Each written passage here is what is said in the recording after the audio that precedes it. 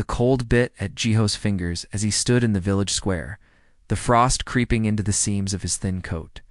Around him, the villagers pressed together like shadows, their breaths puffing in the morning air. Above them, the massive portrait of the supreme leader glowered down, eyes unblinking, expression carved in eternal judgment.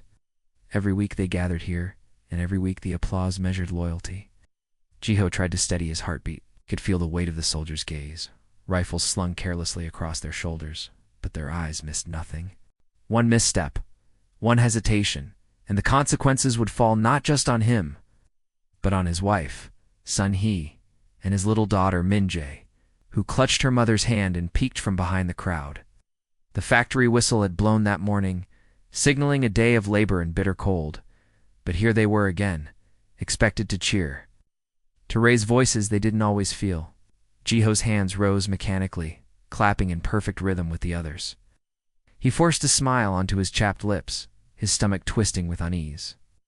The ache of hunger gnawed at him, and yet it was fear that truly ate at his insides. Sun Hee pressed Min-jae closer to her chest, whispering, "Do what you must, survive." Jiho's gaze met his daughter's wide eyes, full of innocent trust, and he felt an unfamiliar stirring in his chest, a flicker of rebellion that he could not yet name.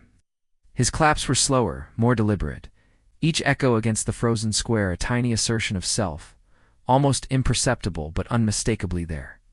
A soldier's boot thudded near him. Jiho swallowed hard and straightened, forcing his hands higher. His heart pounded like a drum in his chest, but somewhere in that rhythm, he felt something dangerous and exhilarating.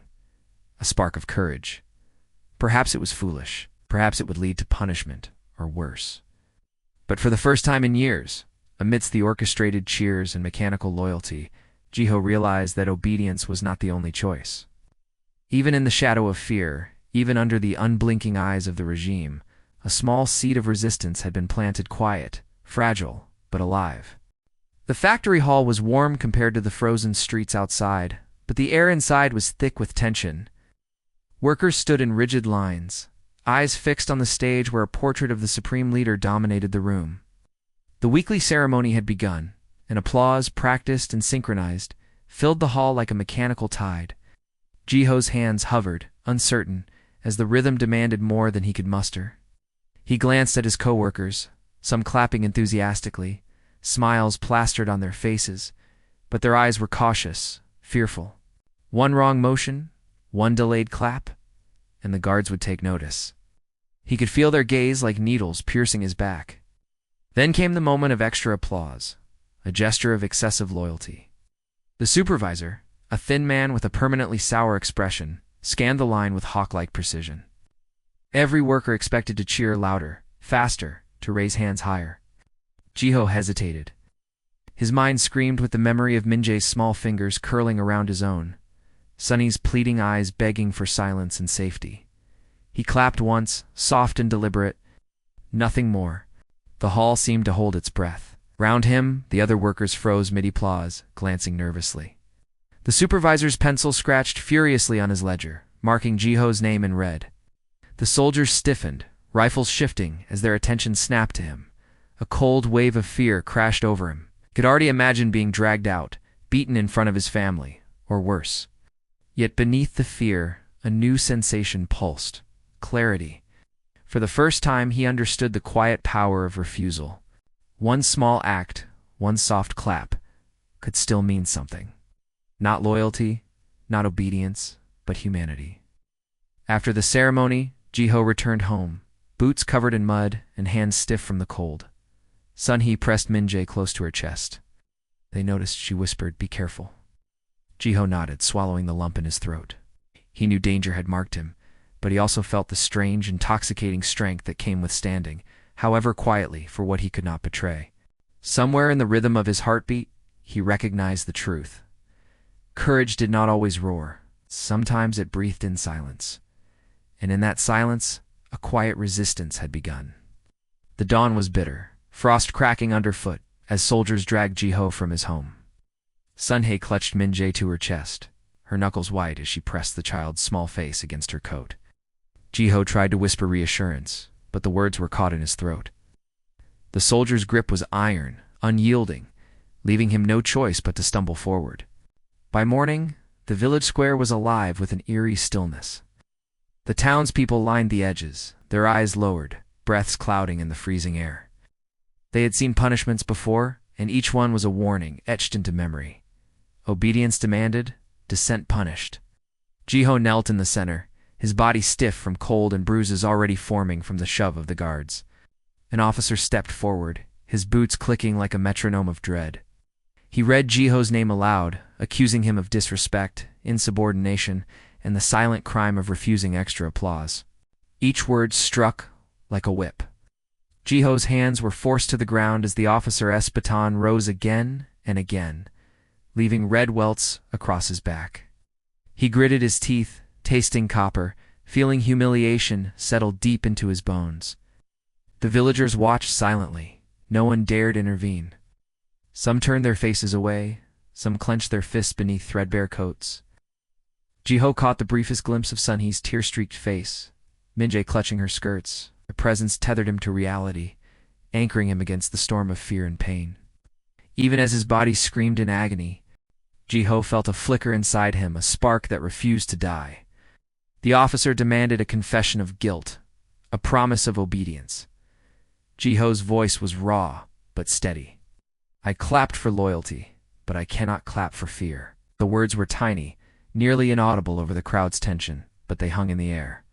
In that instant, the seeds of quiet resistance were sown not in grand declarations, but in the refusal to bow entirely, in the courage to retain a fragment of self amidst tyranny. As the officers dragged him away, the villagers whispered among themselves, barely daring to breathe the thought aloud. Even one small act could ignite courage in others. Jiho's punishment had begun, but so had something far greater. A quiet, unyielding defiance. The detention center smelled of damp straw, sweat, and despair. Jiho was shoved through a narrow gate, the metal scraping against the walls like a scream in the dark. Inside, prisoners huddled together on rough wooden bunks, faces pale and hollowed by hunger and fear. Guards paced the narrow aisles, rifles slung casually, eyes sharp for the slightest sign of defiance. Jiho's back throbbed from the public punishment, each step a reminder of his body's vulnerability. He found a corner in the barracks and pressed himself against the wall, trying to make himself as small and invisible as possible. Around him, whispers floated like ghost names, warnings, tales of survival. Some had been there for months, others for years. Their eyes carried a mixture of caution and muted despair, and Jiho realized that even in this darkness, life persisted, fragile but unbroken. He learned quickly that the camp was a microcosm of control. Guards demanded perfection in every action. The way prisoners lined up, carried buckets of water, or chopped wood in the frozen yard. A momentary slip could mean beatings or worse. Yet amidst the terror, Jiho noticed subtle forms of communication gestures, glances, and soft sighs that conveyed understanding without words. Even the smallest acknowledgement of another's presence became an act of quiet rebellion, a reminder that humanity survived in whispers. Night was the worst. The barracks grew cold, and silence pressed against every prisoner like a suffocating weight. Jiho lay awake on the straw thinking of Sunhee and Minjae.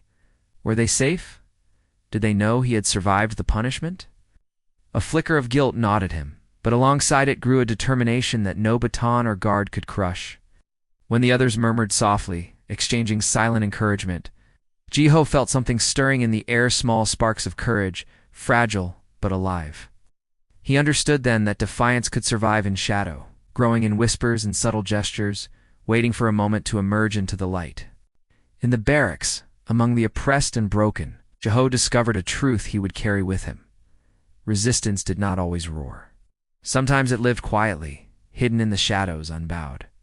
By the third week in the detention center, Jiho had learned to read the language of silence. Every glance, every tilt of a head, every subtle shift in posture carried meaning. In a place where words could kill, communication took shape in whispers, gestures, and the faintest of smiles. One evening, as the guard's boots thudded rhythmically down the hall, an older prisoner approached him. His face was lined with years of suffering, eyes dim but alert. "You're the one who refused the extra applause," he murmured, careful to keep his lips barely moving. that courage. It travels farther than you think. Jiho swallowed hard. Courage had felt dangerous, almost foolish, and yet hearing it acknowledged sparked a warmth he had not felt in weeks. The man introduced himself as Kong, a former teacher who had been imprisoned for questioning a false report of loyalty. Through gestures and whispered stories, Kong taught Jiho how to observe without being observed, how to offer help quietly, and how to protect oneself, while still nurturing the spark of defiance. Other prisoners began to notice Jiho too, not for leadership, not for pride, but for the way his eyes refused to bow completely. Small acts followed, a shared piece of stale bread, an unnoticed warning before a guard's inspection, a subtle shift to shield someone from scrutiny. These gestures, minor as they seemed, wove an invisible web of solidarity across the barracks. At night, Jiho lay on the straw, listening to the soft symphony of breaths, murmurs, and shifting bodies. It was in these moments, in this quiet communion of suffering and resilience, that he felt the true power of human connection. Even in the grip of tyranny, the prisoners were teaching each other to endure, to resist in ways too subtle for the guards to notice. For the first time, Jiho realized that defiance did not always have to be loud to be meaningful. Each whisper, each unspoken acknowledgement, was a small act of courage, a seed planted in frozen soil. And though the world outside remained cruel and unyielding, inside the barracks, quiet resistance began to grow. Shaping the hearts of those who had almost forgotten how to hope, hunger was a constant companion. It gnawed at Jiho's stomach, hollowed his cheeks, and made each step through the frozen yard an ordeal. The gruel they were given could barely sustain life, yet the regime demanded unwavering obedience, precision, and silent submission. Even in these bleak moments, the guards watched, their eyes sharp, their patience non-existent. One misstep, and the meager rations could vanish entirely, or worse, a beating could follow. Yet it wasn't only physical hunger that tormented him.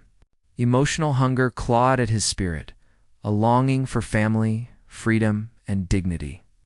Thoughts of Sun-hee and little Min-jae filled his mind, a bittersweet mix of love and anguish. Were they safe? Were they eating today, or worrying about him? The thought of them shivered through him like the icy wind that cut through the barracks. Despite the gnawing emptiness, Jiho found nourishment in unexpected ways. Quiet acts of solidarity became sustenance for the soul. A fellow prisoner sliding him a scrap of bread when the guards weren't watching. A whispered word of encouragement. A shared story of past freedoms. Each gesture reminded him that even in the harshest oppression, humanity could persist. At night, he pressed his hands to his stomach, feeling the hollow ache and remembering the warmth of Sun-hee's embrace. His body weakened, but his mind clung stubbornly to small sparks of hope. He realized that survival was more than eating or enduring the cold. It was preserving the fragments of identity, courage, and defiance that the regime could not touch. Within the hunger, Jiho discovered resilience. He understood that while his body could be starved, his spirit could still nourish others. Small, subtle acts of courage, quietly shared among prisoners, became a lifeline. In that bleak landscape, he began to see that hunger could be transformed from a weapon into a reminder of what they were fighting to protect: themselves, their dignity, and the possibility of hope. And in that understanding, Jiho felt the first true stirrings of quiet rebellion, a hunger not just for food, but for freedom, connection, and the courage to endure. Weeks passed in the prison camp, and the routine of oppression became a suffocating rhythm. Soldiers' boots echoed through the icy corridors, orders barked with mechanical precision, and every breath seemed monitored. Yet amid the monotony of fear, Jiho discovered a dangerous kind of freedom, a small, deliberate acts of defiance that no guard could icily detect. It began with a glance. When a fellow prisoner fumbled under scrutiny, Jiho offered a subtle nod, a silent encouragement to endure. When a guard passed by, he shifted ever so slightly, shielding a weakened inmate from the cold or the sharp glare of authority. These gestures were invisible to most, unnoticed by the guards, yet they carried tiny sparks that reminded prisoners they were not alone. Jiho also took 2 mental exercises, cataloging the injustices around him, imagining future conversations with Sun-hee and Min-jae, and rehearsing whispered words of encouragement for those too afraid to speak.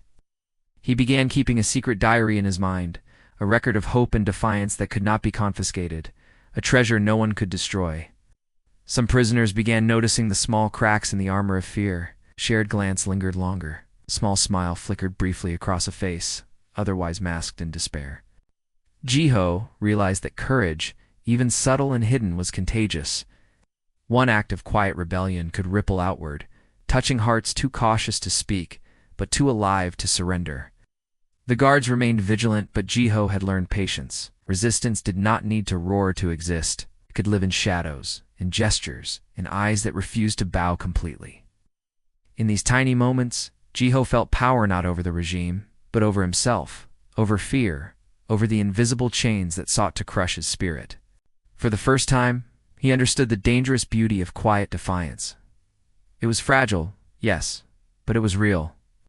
And in that fragile glimmer, Jiho saw a path forward, a way to endure, to resist, and to plant the seeds of courage that might one day grow beyond the barracks' walls. The barracks had changed. What had once been rows of isolated prisoners now hummed with subtle, almost imperceptible energy. Jiho had become a quiet catalyst, his small acts of defiance rippling outward.